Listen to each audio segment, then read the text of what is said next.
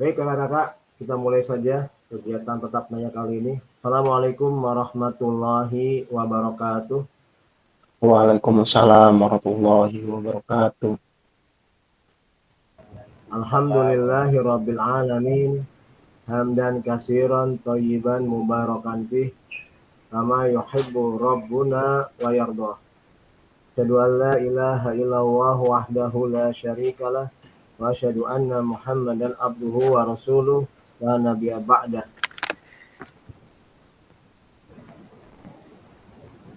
Yang pertama dan yang paling utama, marilah kita panjatkan puja dan puji syukur kita kehadirat Allah Subhanahu wa taala yang mana sampai hari ini kita masih diberikan banyak nikmat, terutama nikmat bertemu di kegiatan PKG PJOK gelombang pertama kelas 9. Salawat dan salam tidak lupa kita curahkan, kita limpahkan kepada bimbingan Nabi besar kita Muhammad Shallallahu Alaihi Wasallam beserta keluarganya, para sahabatnya, dan kepada para pengikutnya hingga akhir zaman. Yang kali ini akan kita bahas untuk kegiatan tatap muka yang kelima dalam PKG PJOK adalah modul 11 refleksi untuk perubahan paradigma diri guru PJOK. Kita kembali ke awal yang tujuannya untuk menguatkan tentang pemahaman apa sih arti sebuah refleksi. Yang kita tahu selama ini, selama saya melihat hasil tugas kakak-kakak sekalian, kadang-kadang saya sebagai fasilitator meminta maaf kepada kakak-kakak semua. Ada beberapa yang tidak nyambung dalam menjawab tentang refleksinya. Jadi yang diminta di LMS itu perintahnya apa, ternyata jawabannya bagaimana, dan itu sangat tidak nyambung. Tentunya hal ini harus dikuatkan lagi dengan adanya tatap maya ini. Kita kilas balik ke kakak-kakak tentang arti sebuah refleksi.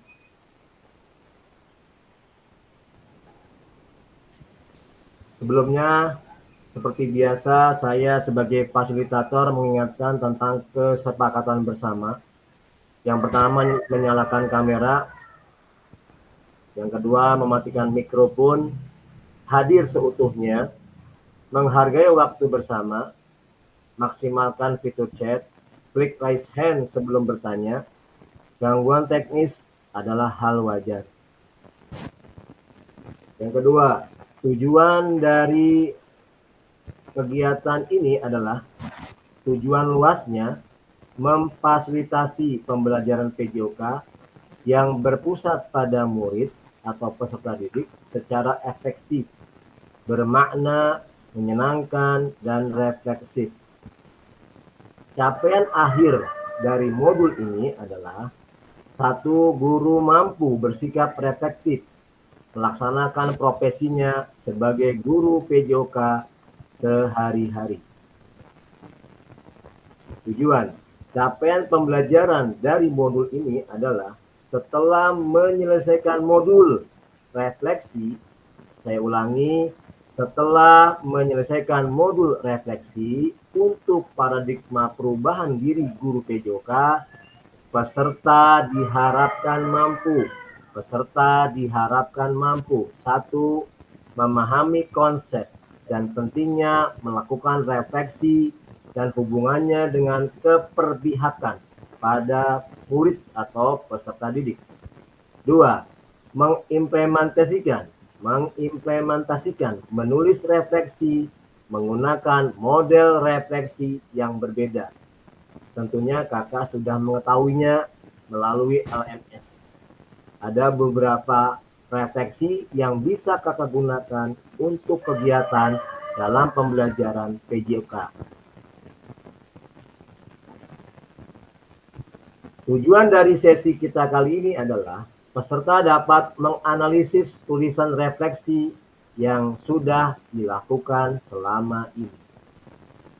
Silakan kakak-kakak mengetahui dan dapat melihat langsung dan dapat mempelajarinya beberapa model-model refleksi yang ada di LMS. Agendanya adalah analisis tulisan refleksi, berbagi hasil analisis. Analisis tulisan refleksi. Saya ingin jelas balik yang sebelumnya saya tadi telah ungkapkan. Apa sih refleksi itu?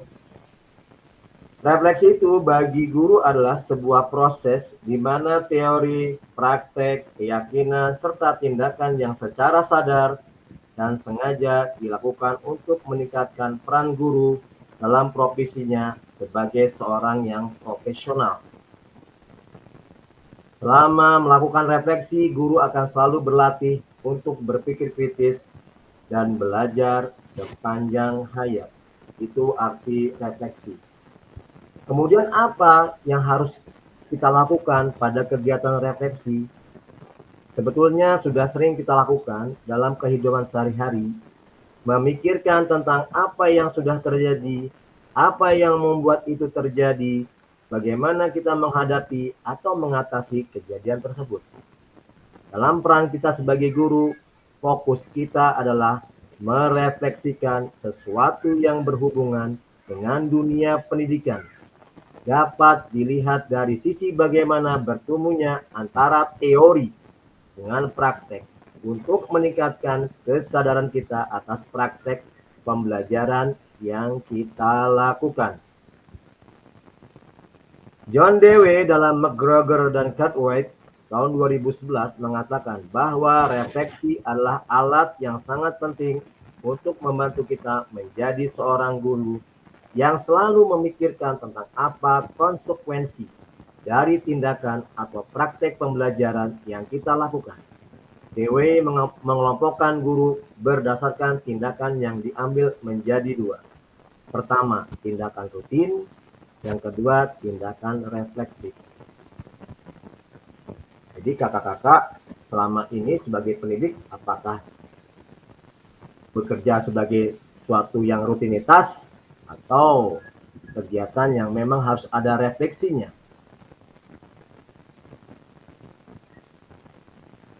Saya mencatat ada beberapa yang harus dilakukan oleh kakak-kakak sekalian dalam kegiatan refleksi yang kakak harus lakukan. Judulnya sudah jelas, yaitu paradigma diri guru PJOK dalam melakukan kegiatan refleksi. Yang tujuan dari refleksi yang kakak-kakak lakukan adalah untuk meningkatkan kualitas pengajaran dan pembelajaran yang kakak-kakak semua lakukan di sekolah masing-masing. Ada beberapa poin yang dapat menjadi panduan dalam proses refleksi yang kakak-kakak lakukan. Yang pertama, menyadari sebagai pendidik. Hendaknya kakak-kakak semua menyadari bahwa profesi kakak-kakak adalah sebagai seorang pendidik. Itu yang harus digarisbawahi. Kakak-kakak adalah sebagai seorang pendidik. Apa sih motivasinya sebagai seorang pendidik? Tentunya itu dikembalikan kepada kakak-kakak sekalian. Hanya saja, kalau kakak sudah berprinsip bahwa saya sebagai seorang pendidik, maka hanya satu yang harus difokuskan, yaitu proses belajar dan mengajar jangan sampai ditinggalkan dalam tahapan-tahapannya. Kalau kakak memang berprofesi sebagai seorang pendidik. Jadi proses dalam pembelajaran kepada siswa, tahapan-tahapannya jangan dilewatkan. Agar apa? Karena dengan kakak-kakak tidak melewati tahapan-tahapan dalam proses pembelajaran, maka akan mendukung perkembangan fisik peserta didik, mental peserta didik, dan sosial peserta didik akan menjadi lebih baik. Yang kedua, metode. Metode dalam pengajaran. Saya mengingatkan sekali lagi kakak-kakak, dalam membuat RPP, tolong kakak lihat metode apa yang kakak gunakan. Metode apa yang kakak gunakan. Saya menginginkan, BBGP menginginkan, kurikulum pun menginginkan bahwa penggunaan metode itu harus sesuai, relevan dengan apa yang ingin dicapai, apa yang dibutuhkan oleh peserta didik. Jadi kakak-kakak dalam pembelajaran tidak lari sana, tidak lari sini. Metodenya sesuai dengan kebutuhan peserta didik. Apa sih gunanya kalau metode itu digunakan dengan sesuai kepada peserta didik? Tentunya ada. Jadi kalau kakak-kakak menghendaki satu metode, contoh dari metode yang kakak gunakan contohnya adalah berbasis proyek. Jadi kalau kakak-kakak berbasis proyek, maka kedepannya gunakanlah teknologi untuk menunjang kegiatan pembelajaran. Yang ketiga, mengintegrasikan nilai-nilai yang membangun lingkungan yang inklusif. Jadi lingkungan yang kakak-kakak sekarang ini adalah harus mendukung. Lingkungan sekolah kakak-kakak harus mendukung kegiatan pembelajaran yang kakak-kakak lakukan. Makanya di modul sebelumnya ada pembelajaran tentang pemetaan aset, itu berfungsi sebagai agar kakak-kakak bisa mengetahui aset-aset mana yang bisa menunjang kegiatan pembelajaran. Jadi fungsinya dipetakannya itu seperti itu. Makanya kakak-kakak buat refleksinya. Yang ketujuh, menilai dan mengevaluasi proses pembelajaran. Ini kakak-kakak harus lakukan. Gunanya agar dalam pembelajaran, dalam kegiatan pembelajaran, kakak-kakak mengetahui tentang hasil yang kakak-kakak hendaki apakah sudah mencapai tujuan pembelajaran atau belum. Ini juga merancang mereka untuk bisa mengeksplorasi diri, bisa mengembangkan diri dengan proses penilaian tersebut. Sebagai penutupnya adalah tolong yang namanya kreativitas, inovasi, pembelajaran kakak-kakak sangat diharapkan. Sekali lagi, kreativitas, inovasi dalam pembelajaran PJOK sangat diharapkan. Untuk apa? Tujuannya sebagai agar siswa itu mendapatkan pembelajaran yang bermakna sepanjang hayat. Contohnya yang paling gampang adalah anak bisa mengingat apa yang diajarkan oleh gurunya. Contoh kalau guru PJOK tentang gerakan-gerakan yang benar, anak pasti mengingatnya. Kita lanjut ke slide berikutnya kakak-kakak. Ini ada pertanyaan yang saya sudah share di grup. Ada 6 pertanyaan. Gunakan pertanyaan berikut sebagai analisis refleksi kakak-kakak sekalian. Nomor 1, bagaimana saya menulis refleksi selama mengikuti pembelajaran mulai dari modul 1.1 hingga modul 1.3. Kapan biasanya saya menulis refleksi? Apa saja yang saya tulis? Nomor 2, bagaimana perasaan saya selama saya menulis refleksi? Apa yang muncul di pikiran setiap kali saya harus mulai menulis refleksi? Yang keempat, bagaimana saya menggunakan rubrik penulisan refleksi selama ini? Seperti apa tulisan refleksi jika dinilai secara mandiri menggunakan rubrik yang ada? 5, bagaimana seharusnya saya bisa menulis refleksi dengan lebih baik? Keterampilan apa lagi yang saya butuhkan untuk bisa menulis refleksi dengan lebih tajam dan mendalam ke diri saya. Yang keenam, apakah yang bisa saya lakukan untuk memastikan bahwa saya menjadi guru PJOK yang reflektif? Siapa yang bisa membantu saya? Kakak-kakak silakan berkomentar di dalam Jimit ini. Satu persatu kalau bisa. Satu persatu kalau bisa. Saya sudah share apa saja yang mesti kakak-kakak lakukan dalam pertanyaan ini, dalam menjawab pertanyaan ini. Sebagai bukti kakak-kakak sudah memahami arti sebuah efektif bagi seorang guru PJOK.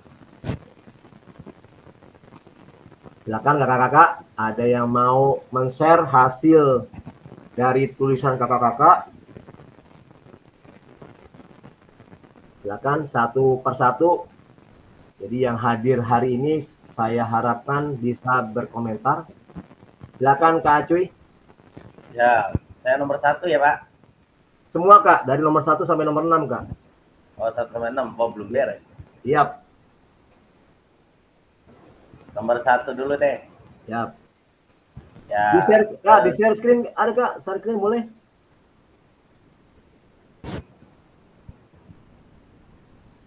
Nomor 1. Jawaban Kakak Acuy di share screen boleh? Boleh. Yuk silakan Kak.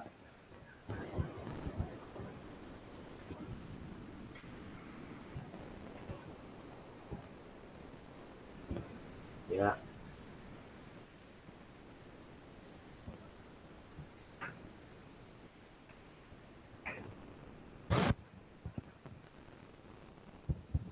Satunya Pak itu dulu tuh. Ya tutup deh misalnya.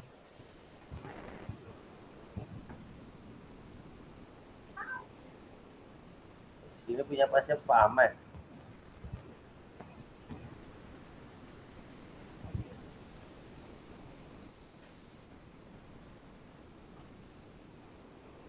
Apa Pak Ahmad dulu deh.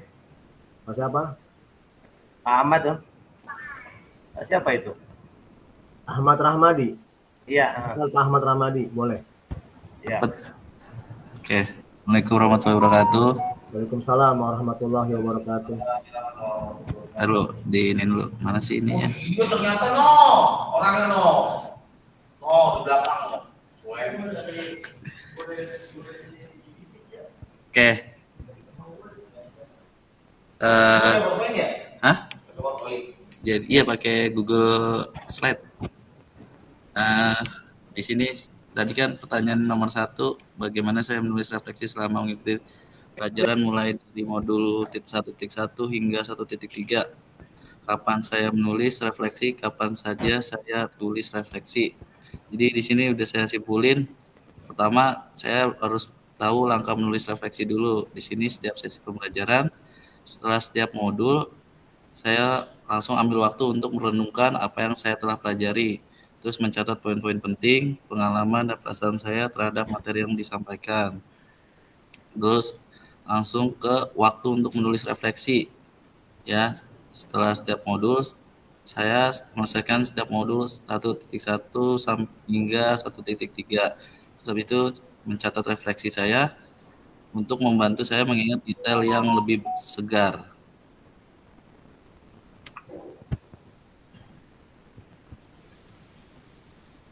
Terus di kedua, bagaimana perasaan saya selama menulis refleksi? Apa yang muncul setiap kali saya menulis refleksi? Yang pertama, ada perasaan yang muncul itu keterhubungan.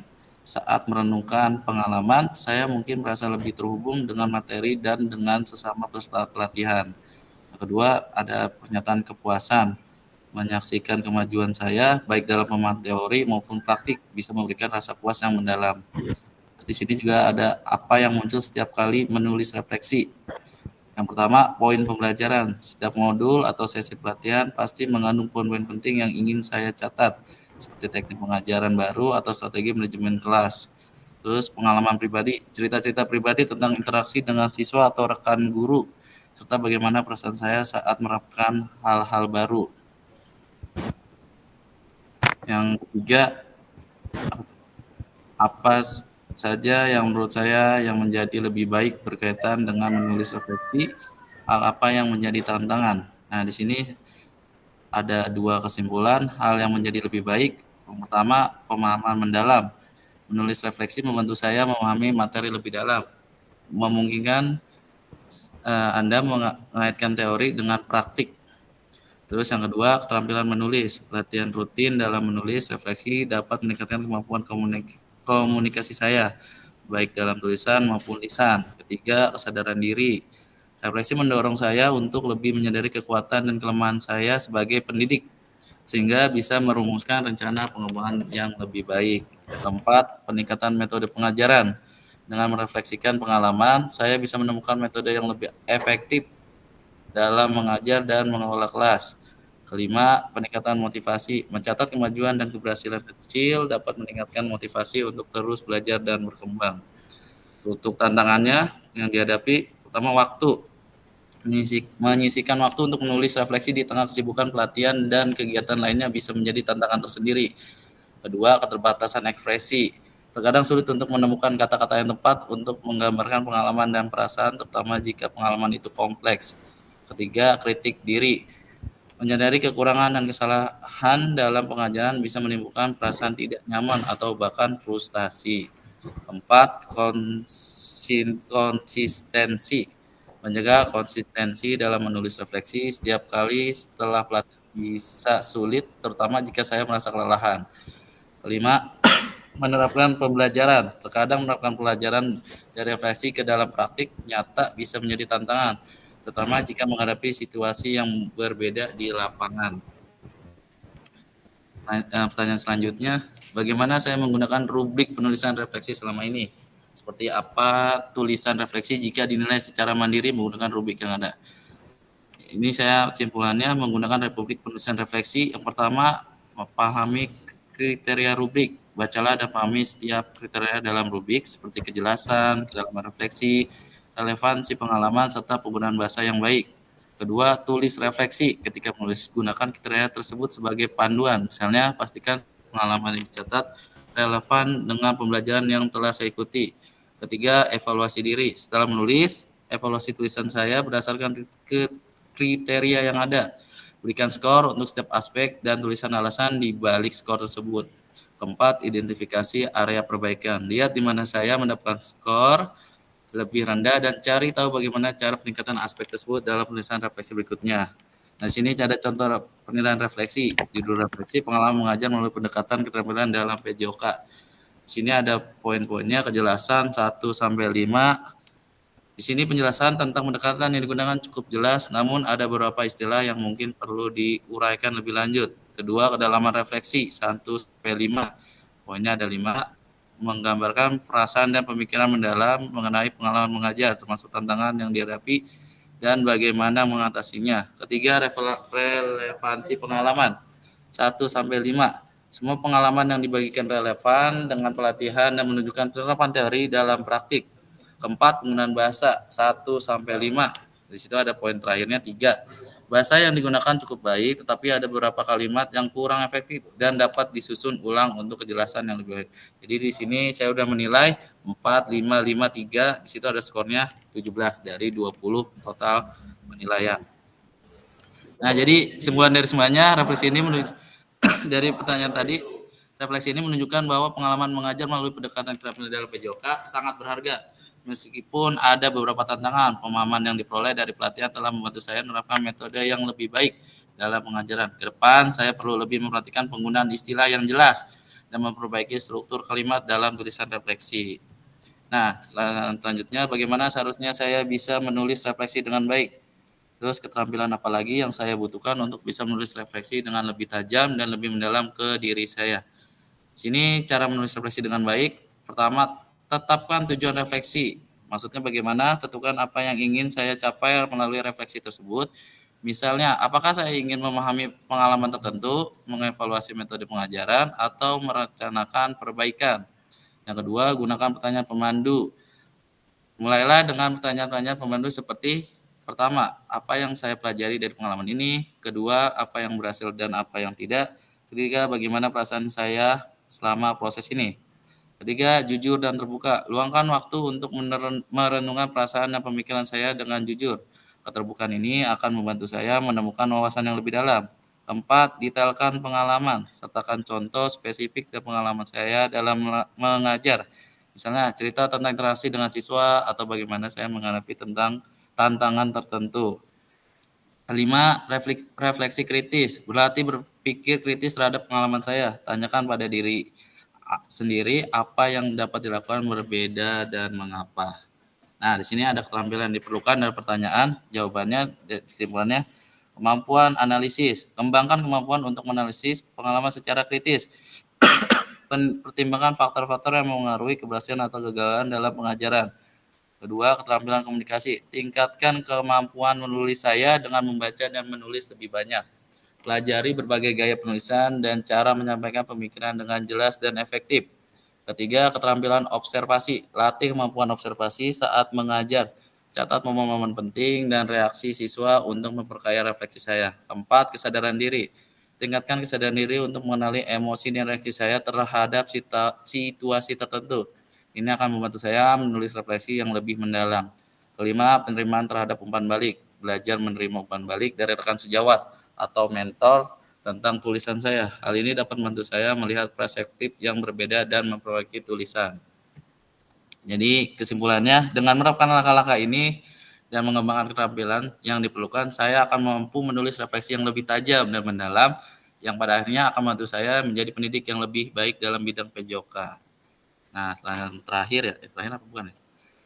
Apa yang bisa saya lakukan untuk memastikan bahwa saya menjadi guru PJOK yang relatif? Siapa yang bisa bantu saya? Nah, di sini saya ada langkah-langkahnya. Yang pertama, terus belajar, ikuti pelatihan dan seminar tentang pedagogi terbaru, termasuk metode pengajaran dan kurikulum PJOK. Kedua, berkolaborasi dengan rekan, jalin komunikasi dengan rekan guru untuk berbagi pengalaman, ide, dan strategi pengajaran. Ketiga, mendengarkan siswa. Perhatikan kebutuhan dan umpan balik siswa untuk memahami cara mengajar yang paling efektif bagi mereka. Keempat, praktik refleksi. Selalu lakukan refleksi setelah setiap sesi pengajaran untuk mengevaluasi apa yang berhasil dan apa yang perlu diperbaiki. Kelima, gunakan teknologi. Manfaatkan alat teknologi untuk meningkatkan pengalaman belajar siswa seperti aplikasi olahraga atau platform pembelajaran daring. Nah, terus siapa yang bisa membantu? Yang pertama pasti ada rekan guru. Yang kedua, mentor atau supervisor. Ketiga, komunitas pendidikan. Nah, kalau rekan guru, diskusikan pengalaman dan strategi dengan guru PJOK lainnya. Kalau mentor atau supervisor, minta bimbingan dari mentor berpengalaman atau atasan di sekolah. Kalau yang terakhir, komunitas pendidikan, bergabung dengan komunitas atau forum online yang membahas pendidikan. Itu Pak Rohim. Ya. Terima kasih Kakak Ahmad. Silakan yang lainnya.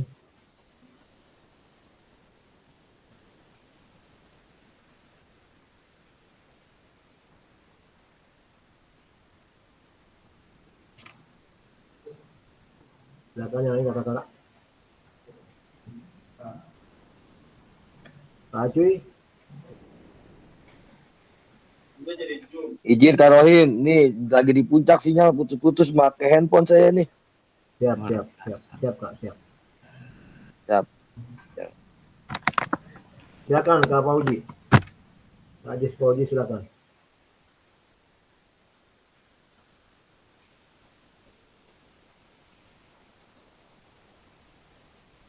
Kak Ajis Fauji silakan.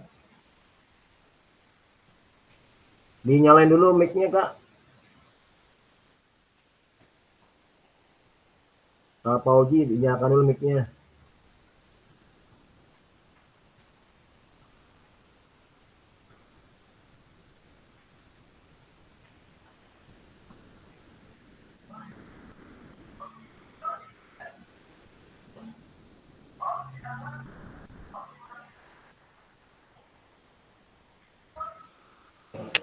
Silakan Kak Ajis, saya scan dulu.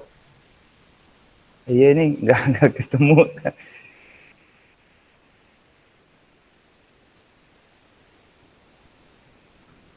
Pelan-pelan aja, jangan tegang, santai.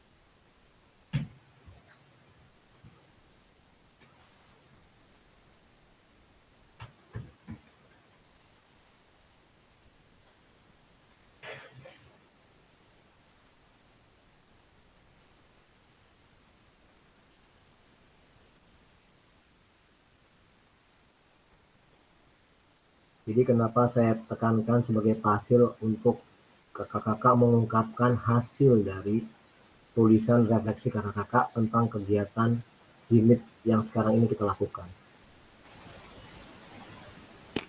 Silakan Kak Haji. Assalamualaikum, ya izin Kak.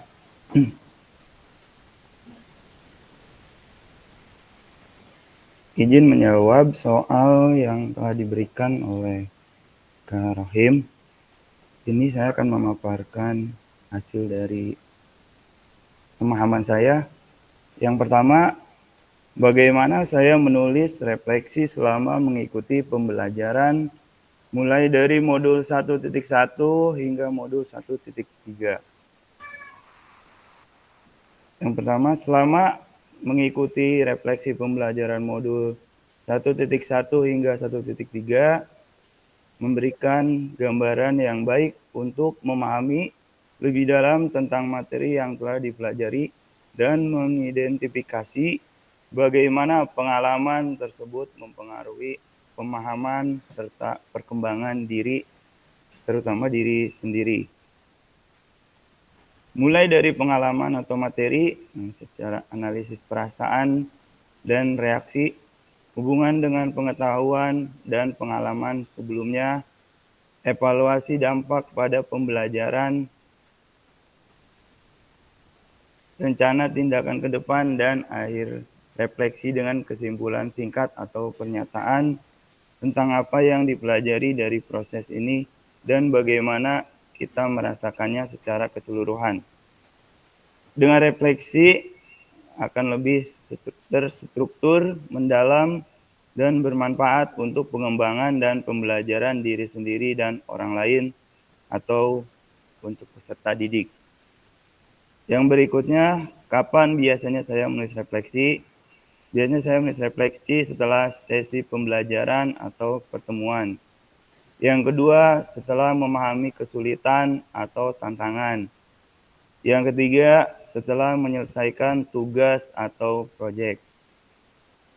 Setelah menulis refleksi, biasanya akan lebih memahami yang lebih dalam tentang materi dan merencanakan langkah-langkah berikutnya dalam proses belajar selanjutnya. Poin berikutnya, apa saja yang tulis? Dalam pembelajaran meliputi pemahaman diri, diantaranya menulis tentang pemahaman diri yang lebih mendalam, seperti nilai-nilai pribadi, motivasi, dan tujuan hidup yang mungkin baru ditemukan atau diperkuat selama refleksi. Yang kedua, pengalaman penting. Mencatat pengalaman atau momen penting yang memberikan wawasan baru atau pelajaran yang berharga. Yang ketiga, perubahan sikap dan perilaku. Seperti mengidentifikasi perubahan sikap atau perilaku yang terjadi sebagai hasil dari refleksi. Yang keempat, pencapaian dan kemajuan. Mencatat pencapaian atau kemajuan yang telah dibuat baik secara pribadi maupun profesional, dan bagaimana refleksi membantu dalam pencapaian tersebut. Yang kelima, tantangan dan kesulitan. Mengidentifikasi tantangan atau kesulitan yang dihadapi dan bagaimana refleksi membantu menemukan solusi atau perspektif baru. Yang keenam, rencana untuk masa depan. Mengembangkan rencana, tindakan, atau strategi untuk masa depan berdasarkan hasil refleksi. Yang ketujuh atau terakhir, perasaan dan emosi. Mengekspresikan perasaan dan emosi yang dialami selama proses refleksi, serta bagaimana perasaan tersebut mempengaruhi cara pandang terhadap situasi tersebut. Menulis refleksi ini bisa sangat bermanfaat untuk pengembangan pribadi karena membantu memperjelas pikiran dan perasaan serta merencanakan langkah selanjutnya dengan lebih bijaksana. Yang kedua, bagaimana perasaan saya selama saya menulis refleksi? Perasaan selama menulis refleksi bisa sangat beragam dan penting untuk mencatat karena perasaan tersebut dapat memberikan wawasan tambahan tentang proses refleksi itu sendiri. Membantu memahami lebih dalam proses refleksi yang sedang berlangsung dan bagaimana hal tersebut mempengaruhi pemikiran serta tindakan kita. Merasakan ketenangan, keterbukaan, kepuasan, termotivasi, rasa syukur, atau kebahagiaan setelah melakukan refleksi. Apa yang muncul di pikiran setiap kali saya harus mulai menulis refleksi? Setiap kali saya harus menulis refleksi, beberapa pikiran atau perasaan yang mungkin muncul bisa mencakup diantaranya terdapat keraguan atau kegelisahan, mungkin merasa ragu atau gelisah tentang apa yang harus dituliskan atau bagaimana memulai. Keinginan untuk menghindar, terkadang ada dorongan untuk menghindar atau menunda-nunda menulis refleksi karena kekhawatiran akan menghadapi perasaan atau kenyataan yang sulit. Pencarian ketenangan, saya perlu suasana yang nyaman untuk bisa fokus. Fokus pada tujuan, bagaimana ini bisa membantu saya lebih memahami situasi. Pertanyaan dan keraguan, apa saya sudah cukup memahami pengalaman ini? Rasa ingin tahu atau penasaran apa yang akan saya temukan tentang diri saya kali ini. Keterbukaan untuk mengeksplorasi, saya ingin melihat ke dalam dan jujur pada diri sendiri. Rasa syukur, saya bersyukur bisa meluangkan waktu untuk diri sendiri, atau ini adalah kesempatan bagus untuk mengasah kesadaran diri saya. Setelah strategi dan pendekatan, harus saya mulai dengan pengalaman yang paling menonjol. Harapan untuk perubahan positif. Saya berharap refleksi ini membantu saya menjadi lebih baik atau semoga saya bisa menemukan cara untuk menghadapi tantangan ini. Pikiran mengidentifikasi dan mengakui pikiran-pikiran yang bisa membantu lebih sadar tentang proses refleksi dan lebih efektif dalam menulisnya. Hal apa saja yang menurut saya yang menjadi lebih baik berkaitan dengan menulis refleksi? Beberapa hal yang mungkin menjadi lebih baik berkaitan dengan menulis refleksi diantaranya kejelasan pikiran. Menulis refleksi membantu dalam menjernihkan pikiran. Pengambilan keputusan yang lebih baik. Refleksi seringkali membantu dalam membuat keputusan yang lebih baik. Pemahaman diri yang lebih mendalam. Menulis refleksi membantu lebih mengenal diri sendiri, nilai-nilai, keyakinan, dan motivasi yang mendasari tindakan. Kesadaran emosi yang lebih tinggi. Dengan menuliskan refleksi menjadi lebih sadar tentang emosi. Keterampilan menulis yang lebih baik. Menulis refleksi secara rutin dapat meningkatkan keterampilan menulis. Peningkatan fokus konsentrasi. Proses menulis refleksi memerlukan konsentrasi dan fokus. Pengelolaan waktu yang lebih efektif. Dengan menulis refleksi, belajar untuk pengelolaan waktu dengan lebih baik karena menjadi lebih sadar akan prioritas dan bagaimana ingin menggunakan waktu. Hubungan interpersonal yang lebih baik. Dengan memahami diri sendiri, melalui refleksi juga bisa lebih memahami orang lain. Peningkatan kesejahteraan mental. Menulis refleksi dapat membantu mengurangi kecemasan dan depresi. Karena ini memberi ruang untuk memproses perasaan dan pengalaman dengan cara konstruktif. Motivasi dan rasa percaya diri yang lebih tinggi.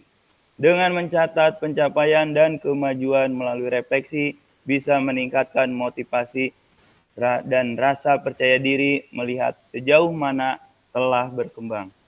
Menulis refleksi secara rutin memungkinkan untuk terus tumbuh dan belajar dari pengalaman, sehingga membawa banyak manfaat dalam berbagai aspek kehidupan. Hal apa yang masih menjadi tantangan? Beberapa tantangan yang mungkin masih dihadapi saat menulis refleksi meliputi kesulitan memulai.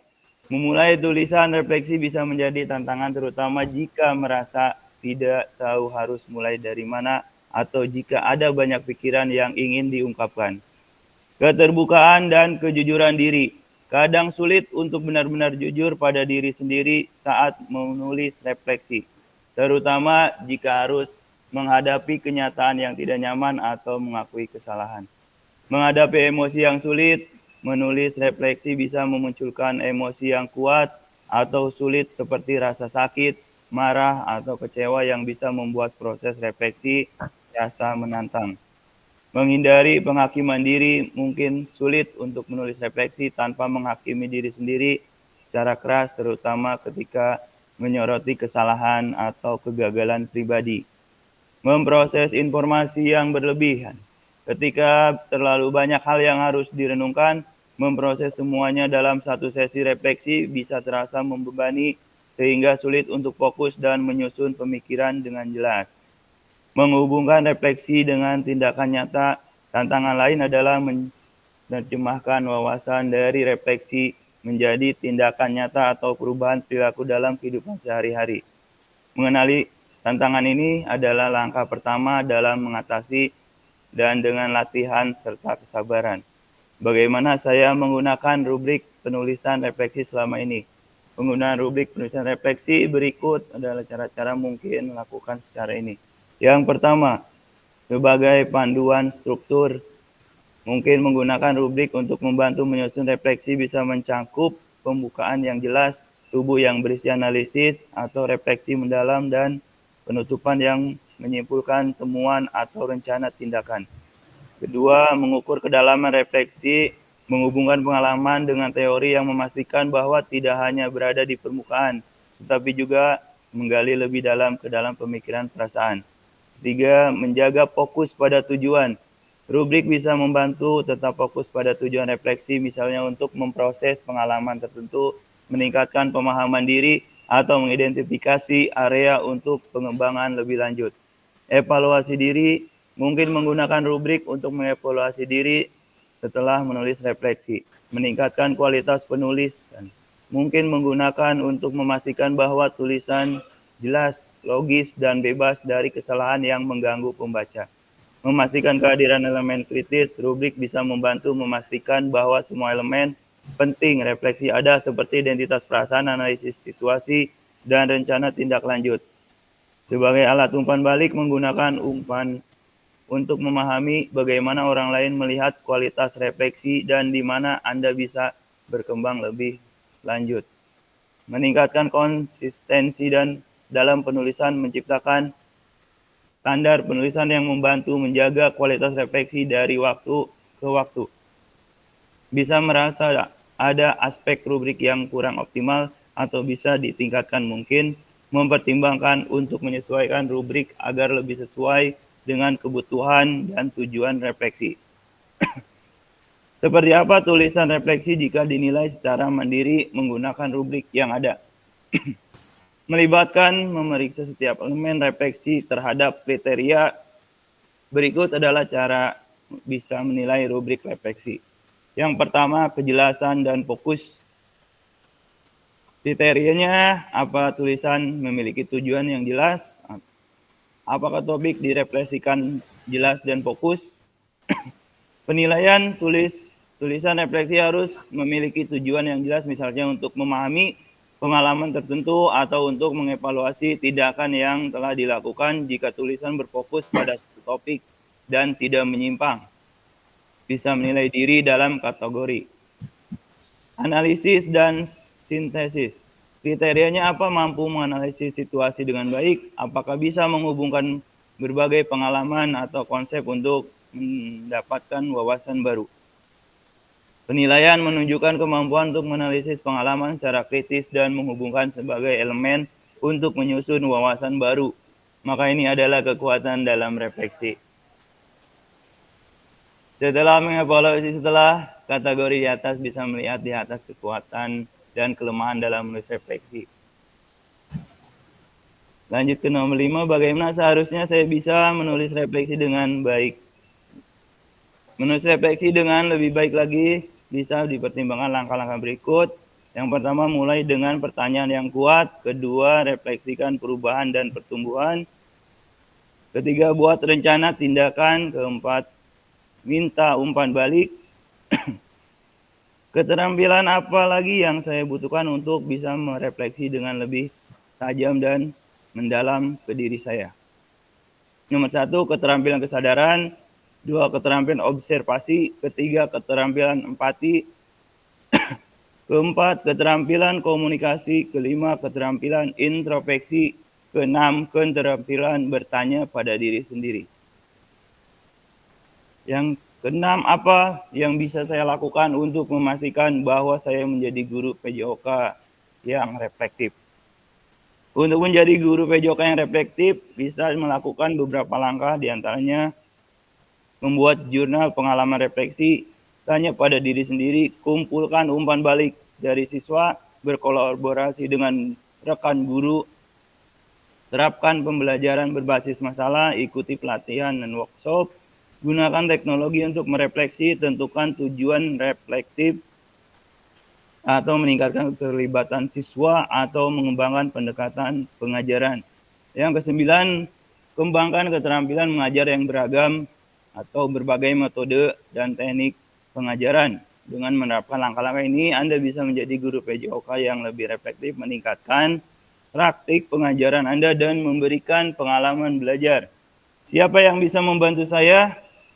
Ada beberapa sumber daya dan orang-orang yang bisa membantu menjadi guru PJOK yang lebih baik. Yang pertama, rekan guru, mentor atau pembimbing, guru yang lebih berpengalaman, pelatih, atau fasilitator pendidik, platform online, siswa, buku dan sumber daya pendidik, keluarga, dan teman. Yang terakhir, media sosial.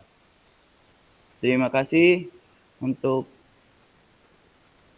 kakak-kakak semuanya.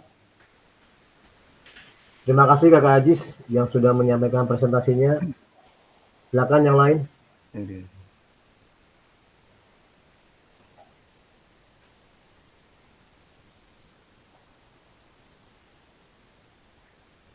Silakan yang lain.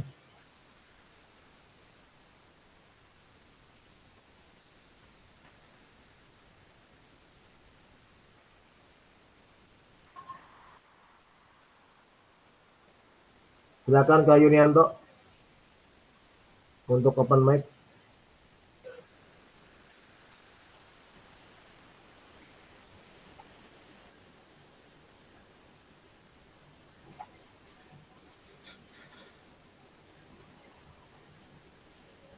Silakan Kak Yunianto. Iya. Share screen dulu itunya.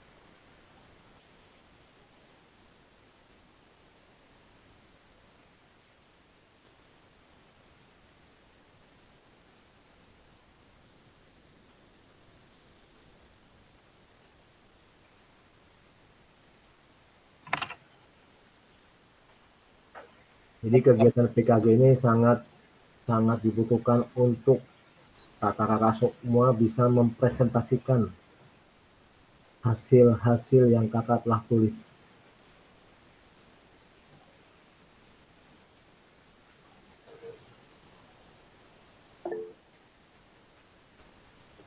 Silakan Kak Pardi. Kak Yuniantonya Ntar dulu.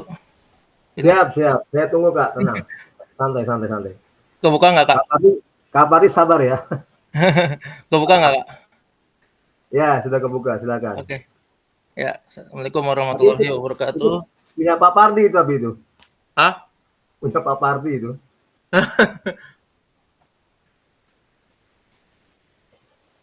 Ya, Assalamualaikum warahmatullahi wabarakatuh. Ya, silakan. Waalaikumsalam warahmatullahi wabarakatuh. Sedikit saja, pertanyaan nomor 1, bagaimana saya menulis refleksi dan modul 1.1, 1.3, kapan dan apa saja yang ditulis. Nah, pertama, saya menulis refleksi modul setelah saya menyelesaikan dan mempelajari modul, baik saat ada tatap maya maupun membuka modul melalui LMS. Yang kedua, setelah menyelesaikan dan mempelajari modul. Yang ketiga, materi yang perlu diingat dan diaplikasikan dalam proses pembelajaran yang berpusat pada peserta didik. Pertanyaan nomor 2, bagaimana perasaan saya selama menulis refleksi dan apa yang harus muncul di pikiran setiap kali harus menulis refleksi. Yang pertama adalah cukup bersemangat karena dapat mengulas kilas balik tentang modul yang diberikan. Yang kedua, dapat diterapkan apa yang direfleksikan. Yang ketiga, hal apa yang menurut saya menjadi lebih baik berkaitan dengan penulisan refleksi. Hal apa yang menjadi tantangan, selalu menjadi bahan koreksi. Yang kedua adalah apabila hasil refleksi tidak bisa diterapkan atau tidak konsisten. Yang keempat, bagaimana saya menggunakan rubrik penulisan refleksi selama ini? Seperti apa tulisan refleksi jika dinilai secara mandiri rubrik yang ada? Rubrik refleksi hanya sebagai acuan dalam merefleksikan diri, namun dalam pembuatannya saya sesuai dengan apa yang saya alami. Yang kelima, bagaimana seharusnya saya bisa menulis refleksi dengan lebih baik lagi? Keterampilan apa yang dibutuhkan untuk bisa menulis dengan lebih tajam dan mendalam ke diri saya. Untuk lebih baik, saya harus membuat refleksi yang dapat saya mengerti untuk kiranya saya dapat perbaiki. Keterampilan dalam menuangkan apa yang saya alami untuk menjadi sebuah tulisan. Yang terakhir adalah apa yang saya bisa lakukan untuk memastikan bahwa saya menjadi guru PJOK yang refleksi dan siapa yang bisa membantu saya. Setiap pembelajaran saya akan konsisten melakukan refleksi yang bisa membantu saya. Rekan sejawat yang bisa sharing dan kepala sekolah sebagai penilai. Itu saja Kakak yang ingin saya sampaikan. Terima kasih Kak Yunianto. Silakan kakak yang lainnya.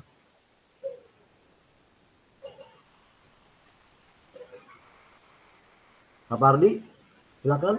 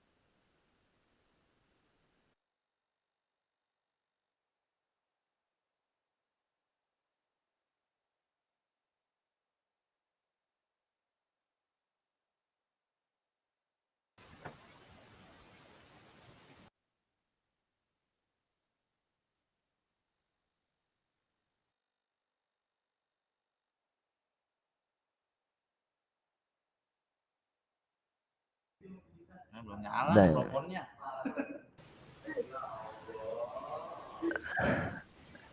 Assalamualaikum warahmatullahi wabarakatuh. Waalaikumsalam warahmatullahi wabarakatuh. Silakan Kak Pardi dilanjut. Mohon izin Pak narasumber. Siap. Kebetulan kita sampai jam 4:30 Pak ya. Oke, siap. Betul. Saya ada waktu 4 menit Pak. Mungkin yang lain nggak dapet ini ya. Saya 1 menit aja dah kalau biar teman-teman biar kebagian Pak. Mohon izin. Saya singkat saja terkait dengan diskusi yang di pertemuan kelima ini. Ya, berdasarkan dari teman-teman tadi yang udah diungkapkan, mereka hampir satu persatu sesuai dengan pertanyaan yang dijawab. Mungkin kalau saya secara global saja Pak ya. Nah, yang saya sampaikan pada saat belajar dari mulai modul 1.1 hingga modul 1.3, saya mendapatkan banyak hal pengalaman yang baru. Pemahaman pengetahuan tentang refleksi pembelajaran, pengambilan langkah pembelajaran, sharing dan rukul bersama Bapak Rohim SPD sebagai fasilitator dan peserta PKG yang lainnya. Kemudian saya dapat menguatkan kembali pemahaman saya tentang refleksi. Hal ini membukakan kembali pemikiran saya dalam langkah-langkah pengambilan keputusan sebagai pendidik di sekolah. Saya menemukan berbagai hal yang baru yang saya dapatkan selain pengetahuan refleksi, menggunakan rubrik refleksi di mana semua keputusan harus didasari oleh peraturan, dan yang paling penting adalah keberpihakan kepada murid. Dengan komunikasi yang baik, kolaborasi, dan juga koordinasi semua hal yang bisa diputuskan dengan nilai-nilai kebajikan dengan peristiwa dan pengetahuan yang saya dapatkan. Saya berharap di kemudian hari saya akan menjadi lebih jauh, lebih baik, lebih bijak. Dengan refleksi, kita sebagai guru dapat lebih mudah mengidentifikasi kekuatan dan kelemahan setiap siswa sehingga dapat memberikan bantuan yang lebih tepat. Apa yang bisa saya lakukan memastikan bahwa saya menjadi guru PJK yang reflektif? Di dalam pembelajaran tentunya kita dapat menyampaikan kepada peserta didik proses di mana individu itu memperoleh pengetahuan. Kemudian yang kedua, mereka dapat mengimplementasikan dalam kehidupan, mempersiapkan individu untuk hidup dalam kehidupan sehari-hari. Kemudian sebagai guru PJOK kita dapat memberikan kebebasan terhadap peserta didik kita, menjadi peran yang penting membebaskan dari ketidakadilan. Dan terakhir kita sebagai guru PJOK dapat memberikan transformasi terhadap peserta didik kita, mendapatkan atau memiliki kekuatan untuk mengubah tindak, tidak hanya individu saja. Dan yang bisa saya sampaikan kepada narasumber dan teman-teman yang lain, sekiranya pengalaman saya sampai saat ini ketika mengikut kegiatan ini. Saya akhiri, bila taufiq wal hidayah. Wassalamualaikum warahmatullahi wabarakatuh. Waalaikumsalam warahmatullahi wabarakatuh. Dua lagi kali ya. 4.30 sekarang, Pak. Repandri, silakan Kak Repandri. Masih ada waktu, Kak? Nggak apa-apa. Masih Kak, silakan Kak. Silakan. Oke. Izin ya, Kak. Izin Sir.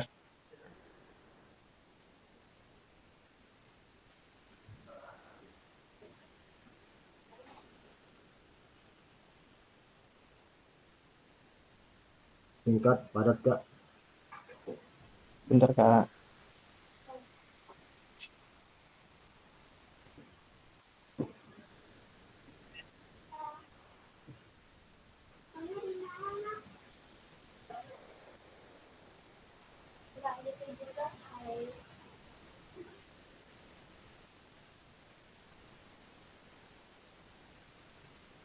Apa kelihatan, Kak? Mohon maaf. Ya, kelihatan Kak.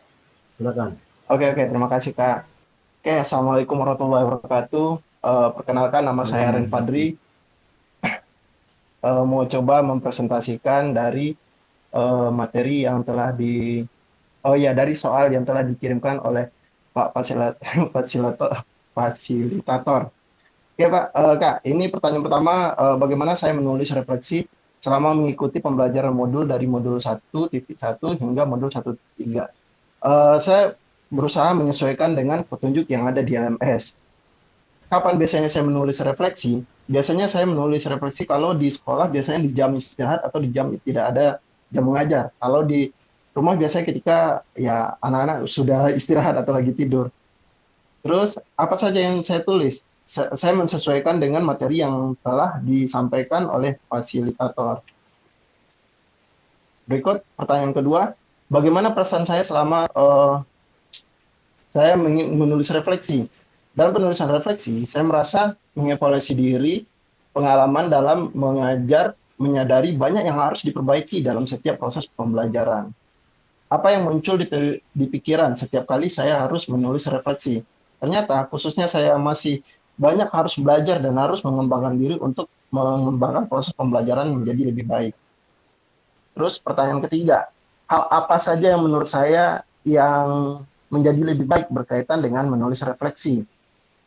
Dalam penulisan refleksi, sebagai saya melihat kekurangan dan dalam proses pembelajaran dan mencari tahu cara-cara memperbaikinya.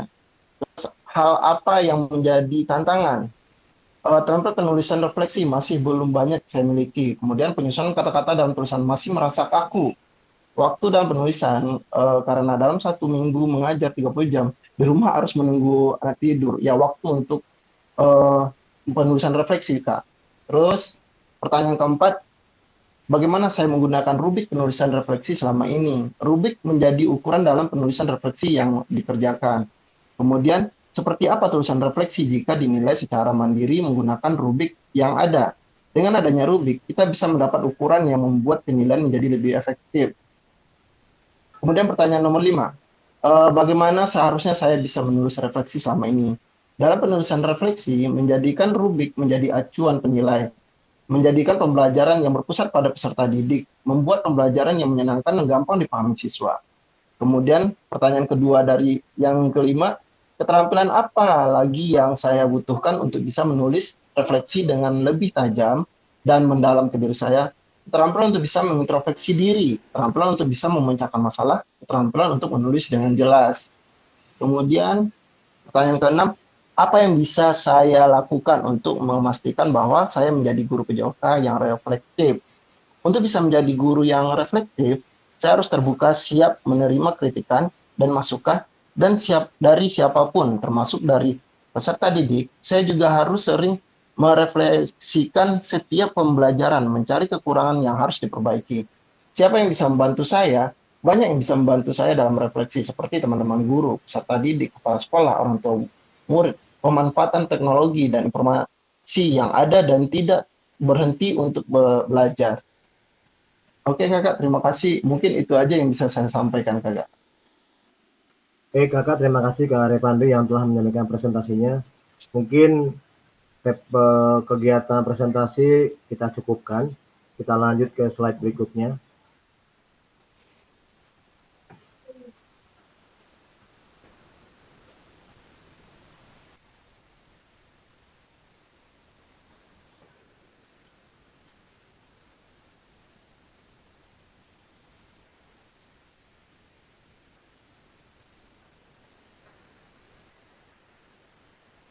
Kita telah berbagi refleksi yang baru saja kita lakukan.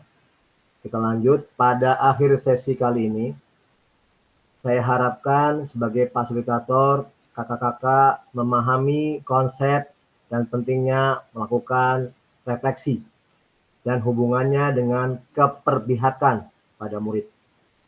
Yang kedua, mengimplementasikan, menulis refleksi menggunakan model refleksi yang berbeda. Saya ucapkan terima kasih. Sebagai penutup dari saya, tolong kegiatan refleksi harus kakak-kakak lakukan sebagai bagian kegiatan pembelajaran kepada siswa. Karena refleksi merupakan jati diri kita bisa tahu, kita mengerti apa yang kita telah lakukan kepada siswa pada saat kita melakukan kegiatan pembelajaran. Agar apa? Agar pembelajaran yang kita lakukan kepada siswa akan menjadi lebih baik. Yang berikutnya adalah tolong pada saat kakak-kakak melakukan kegiatan refleksi yang ada di LMS, kerjakan sesuai perintahnya.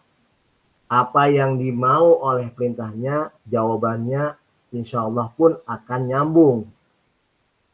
Yang selama ini yang saya lihat banyak kakak-kakak dalam melakukan refleksi, jawabannya belum nyambung. Untuk kedepannya saya minta sebagai fasilitator, jawaban kakak-kakak, apa yang diminta, apa yang diperintahkan, hendaknya sesuai.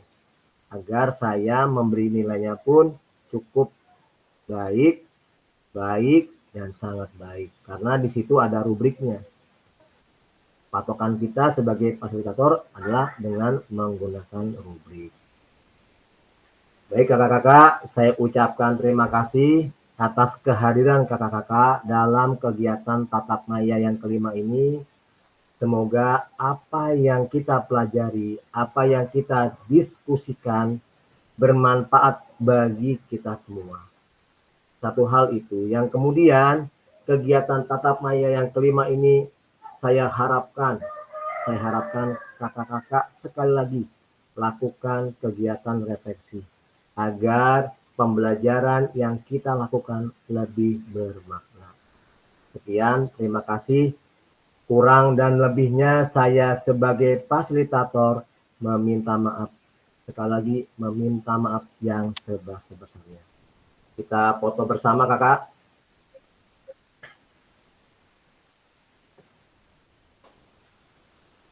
Silakan open kamera.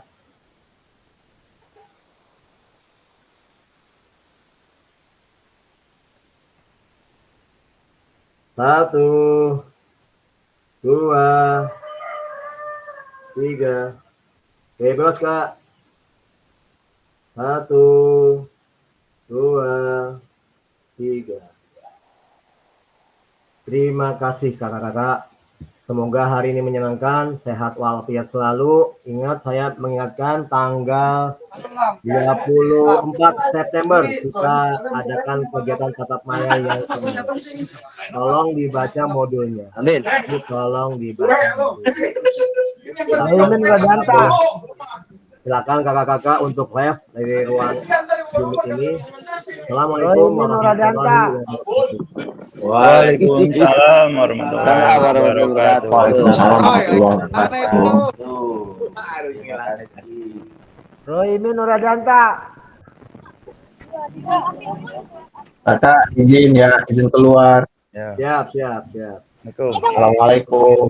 Waalaikumsalam.